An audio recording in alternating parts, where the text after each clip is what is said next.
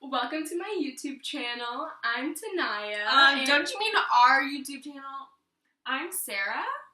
You already know who I am. And today we're going to be talking about cell-to-cell communication. For Parkinson's disease. Yeah.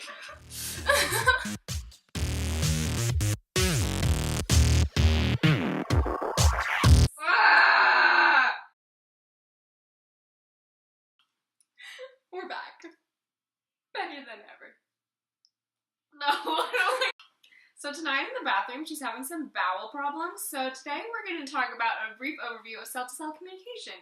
So cell-to-cell communication is essential for all bodily processes and functions, since no processes can start without communication between cells. This communication occurs through a pathway called signal transduction pathway. The signal transduction pathway is the series of steps or chemical reactions that brings about a specific cellular response when a molecule is attached to the receptor. So now that Sarah's dead, we're going to now talk about how this pathway exactly works. See you at the whiteboard. The first step in this pathway is called reception. During reception, a ligand travels and binds with the receptor protein in the cell's membrane. It's important to remember that the binding between a ligand and a receptor is highly specific.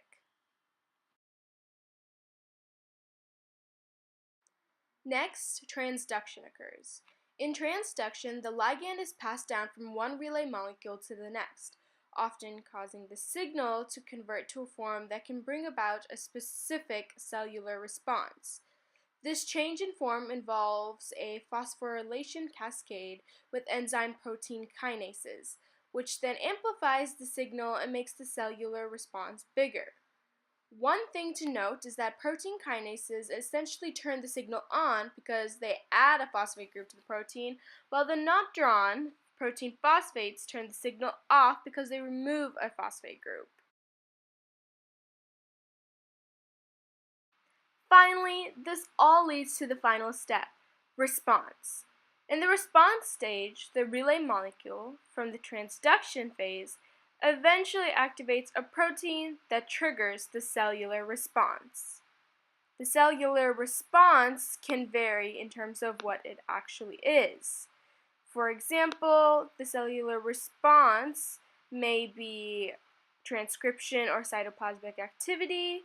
They could also regulate protein synthesis, usually by turning specific genes on or off in the nucleus.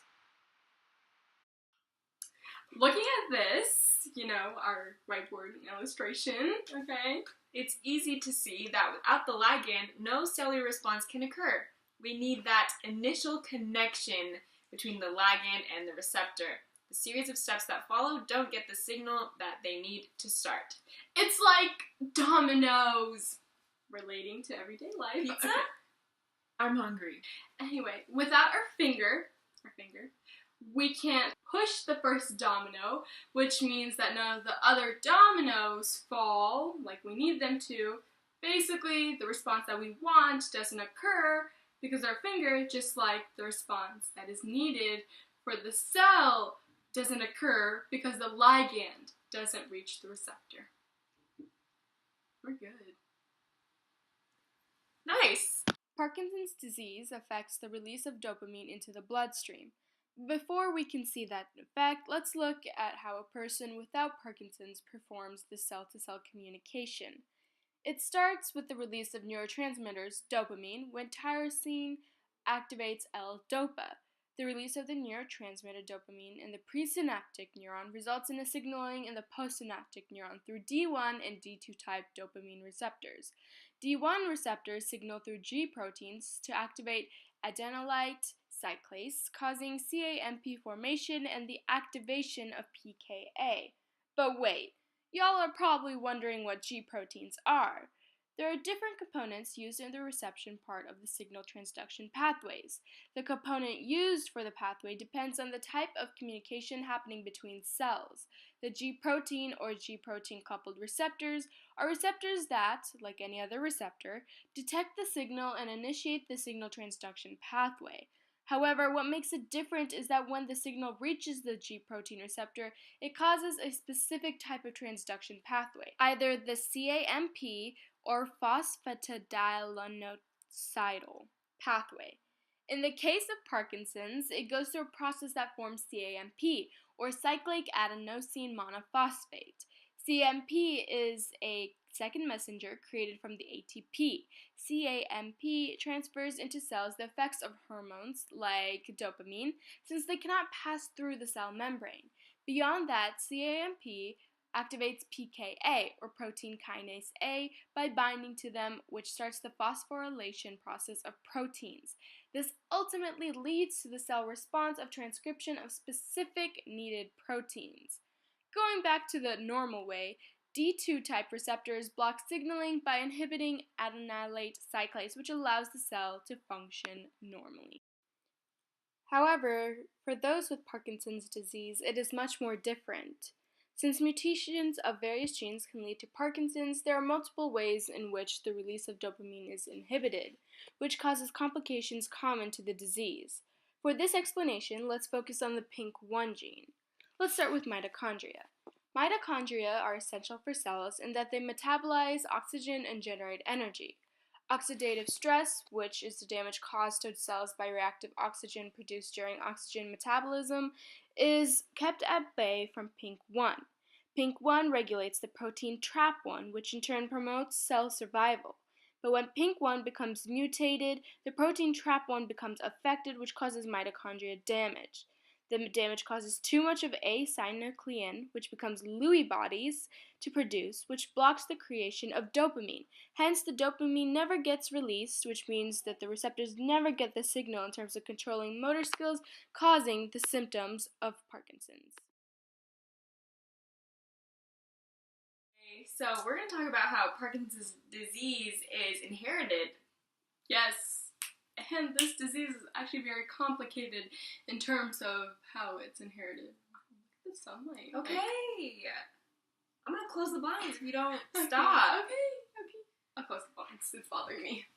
Oh my god. Now it's dark.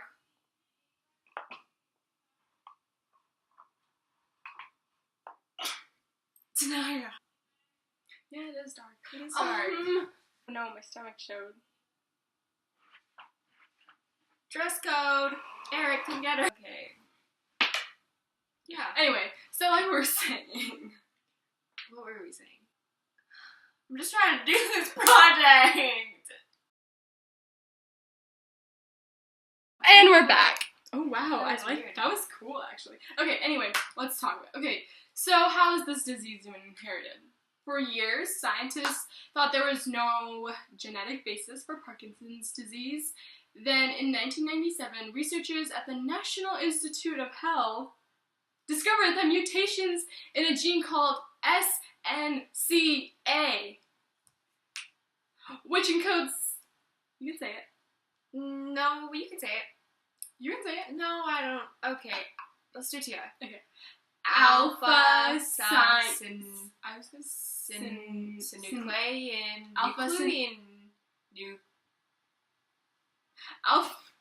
alpha synuclein. Okay, well, they were common in several families with the high prevalence of Parkinson's disease, and since then they have identified a handful of other genes that are associated with Parkinson's, Which we will talk about a little later. However, so anyway, let's go back to what we were originally talking about. Okay, it's the same thing. it's the same thing. Anyway, like I was saying. However, only about 10% of Parkinson's cases are actually genetic. For the cases where Parkinson's is due to genetics, it can either be autosomal dominant or autosomal recessive. Complicated, right? Again, it's because of the many genes that can cause Parkinson's. So, whether it's autosomal dominant or autosomal recessive depends on which gene is altered. That means that depending on which gene is altered, you either just need one Parkinson's disease-causing allele from a parent, it's one parent. One, yes. Okay?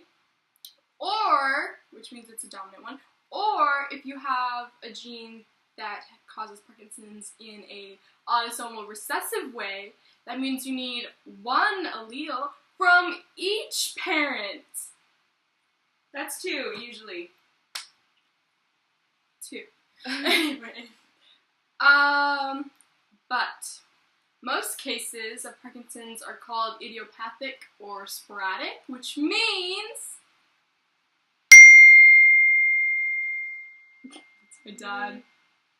my dad texted me.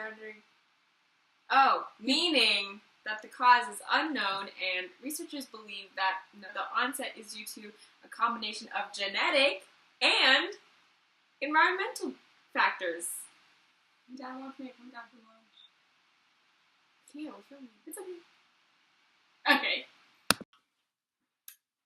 Welcome back. Oh wait, we never left. Yeah. Anyway, now that we explained to you how the disease is even inherited, let's talk about what genes are exactly affected, which causes Parkinson's.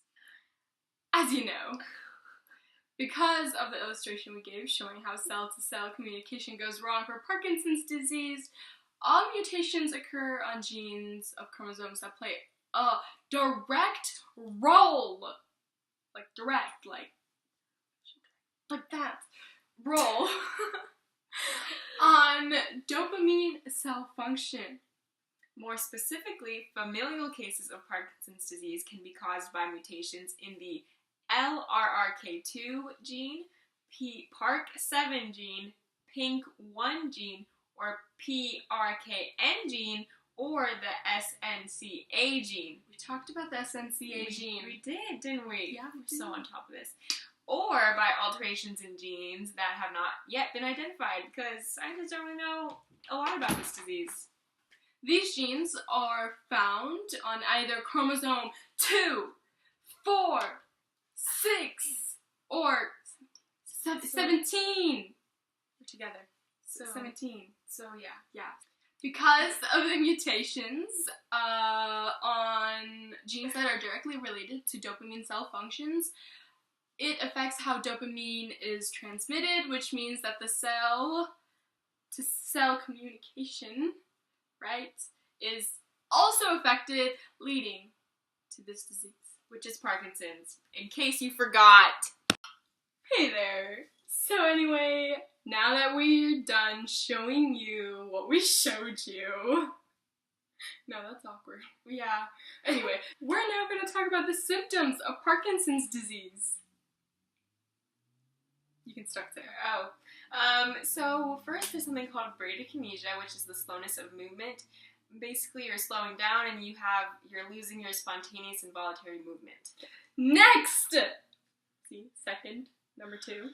Next we have rigidity. Am I saying it right? I have no clue. Rigidity.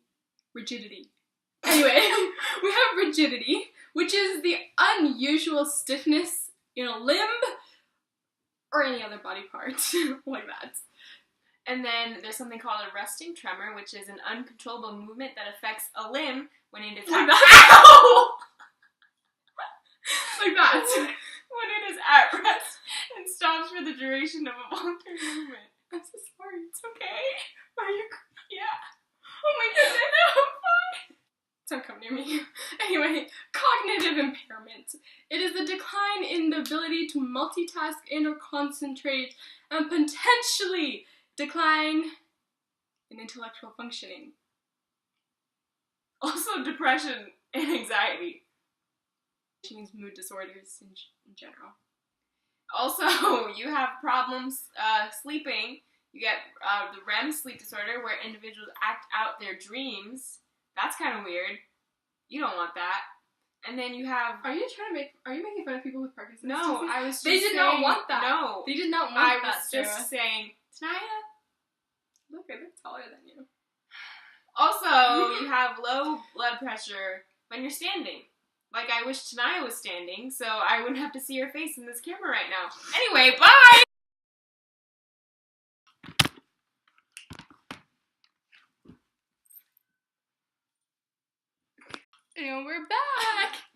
Dear Lord, Sarah. Anyway, let's now go to talk about... What's that face? Excuse me? Wait, what's happening? So anyway... Oh no. I didn't call you! No, I did not! No! Just go mind your own business, please! God, she's so annoying. Tanaya sucks.